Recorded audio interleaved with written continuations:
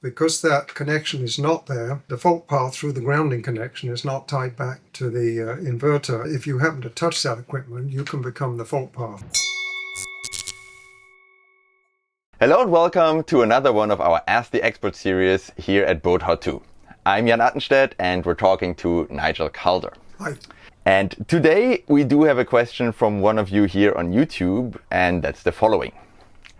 I have a large battery bank fed by solar and a 230 volt inverter.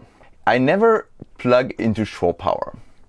As far as I can see, there is no grounding of that inverter-based AC system whatsoever. Is this okay?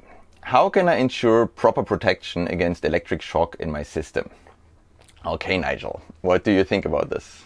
That's an important question. There almost certainly is grounding inside the inverter, but that's assuming it's a marine inverter, because inside of pretty much all marine inverters there's a relay, which when you're in invert mode, it connects your neutral side to your AC grounding side, and that's a critical safety connection. But most shoreside inverters don't have that connection because it's made elsewhere in the system. So if we're putting an inverter on a boat, it's really important to make sure it's a marine inverter. With most of our modern marine inverters, and this goes back a few years now, we can actually disable that relay in software for reasons that there are times when we set up systems where we don't want that connection. So if it's a newer inverter that has that software capability, we need to go into the software to make sure that that relay hasn't been disabled. So assuming it's a marine inverter and the relay is in operation, whenever it's in invert mode, which it is on this boat all the time, there's AC power, we're going to have the safety neutral to AC grounding connection.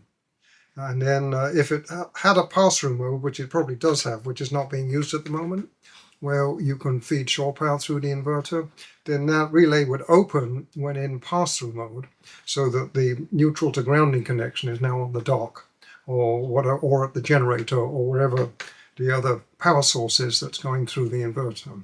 So again, make sure it's a marine inverter, and make sure that that relay has not been disabled in software.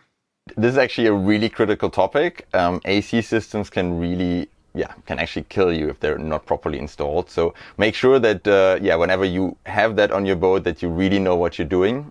We actually do have like 2 whole modules on this, actually, and grounding another separate one in our advanced marine electrics course. So check this out. But also, if you're unsure, really make sure that you talk to an expert, because this is really critical.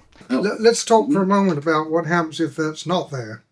Okay. You can have AC faults on the boat where bits of equipment are live to the touch and they'll continue to function perfectly okay, but because that connection is not there, the fault path through the grounding connection is not tied back to the inverter, and then if you happen to touch that equipment, you can become the fault path and you can get a serious shock or get electrocuted. So it really is a very important connection. It's a redundant path back to the source of power in case of faults to the case of equipment, or to maybe to the DC system or whatever on the boat.